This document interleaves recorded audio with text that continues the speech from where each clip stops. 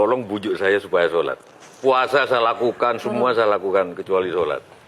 Ketika Allah perintahkan ibadah-ibadah yang lain, itu cukup perintah ayat saja turun. Allah perintah haji, ayat saja turun. Allah perintah puasa, ayat saja turun. Allah perintah bayar zakat, ayat saja turun. Tapi ketika Allah perintah sholat, tidak boleh ayat turun. Nabi dijemput oleh 2 malaikat, kemudian diajak naik, ketemu dengan Allah untuk menerima perintah ini. Kenapa? Karena perintah ini sangat penting. Mas, saya boleh dagang, bayar zakat sambil nyanyi. Saya boleh haji sambil nyanyi. Tawaf, labbaik Allahumma labbaik, labbaik la syarika laka labbaik. Boleh. Ya, saya bayar zakat boleh sambil nyanyi. Begadang jangan begadang. Kenapa? Sholat tak boleh. Allahu Akbar. Darah muda, darahnya pada batal sholat saya. Kenapa? Inilah puncak penghambaan kepada Allah. Jadi puncak penghambaan kalau saya meraku hamba, sholat.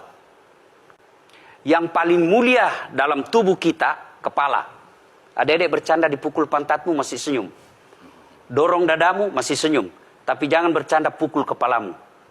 Tak, kau pukul kepala saya pasti saya marah. Kenapa? Harga diri di sini.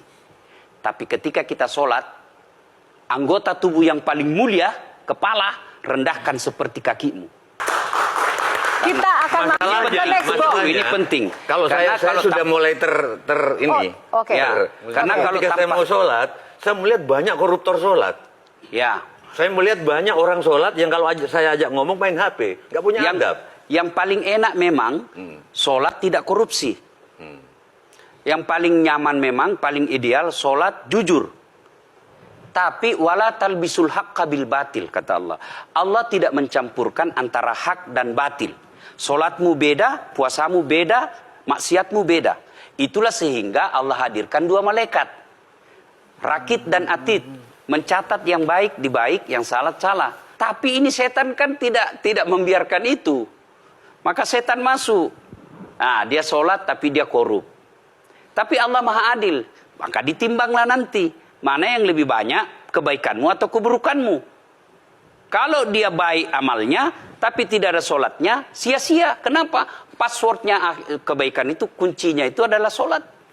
Ustadz ketika naik haji, naik pesawat. Pesawat itu mungkin dibikin orang yang nggak sholat. Iya, betul. Terus gimana dong? Nah, kursi itu mungkin dibikin orang yang nggak sholat. Iya, betul.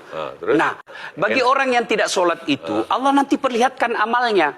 Yang ciptakan listrik ini luar biasa amalnya. Iya. Saya bisa dakwah karena ada mic. Iya. Dan mic itu dari orang non-muslim yang ciptakan. Maka Allah nanti pamerkan.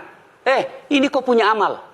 Ini 10 Buddha, 10 miliar kau punya amal. Mana passwordnya? Mana kuncinya? Kuncinya itulah sholat.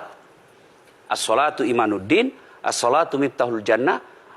Sholat itu kunci kebaikan, sholat itu tiangnya agama. Sebuah bangunan, dia bisa berdiri tanpa dinding. Sebuah bangunan, dia bisa kokoh tanpa atap. Tapi ketika bangunan tidak punya tiang, pasti tidak kokoh. Tiang itulah dalam agama, sholat. Dia tidak khusyuk, tidak ada urusan. Allah tidak hitung kamu khusyuk atau tidak. Kamu datang deh sujud sama saya. Orang haji kan melempar 3 jumroh. 1 tiang, 7 batu. Kenapa tidak dikumpul saja itu? 1 kali lempar, tak, tak, tak. Kenapa? Kenapa mesti 3 hari dan kenapa mesti 3 titik? Itu pesan moralnya, melawan setan itu perlu napas panjang. Dengar azan, jangan pikir setan, dia tebar itu. Tidak usah kau sholat, nanti kau tua. Anggaplah pergi sholat. Setan menyerah, tidak. Buru-buru kamu, buru-buru. Akhirnya apa? Wudhu tidak sempurna. Anggaplah Anda wudhu dengan sempurna. Setan menyerah, tidak. Masuk masjid. Tidak usah sholat sunnah, tidak usah sholat sunnah. Prinsipnya setan, kalau dia tidak bisa dikalah, jangan untung. Nah, gimana Mbak Teja? Udah teryakinkan?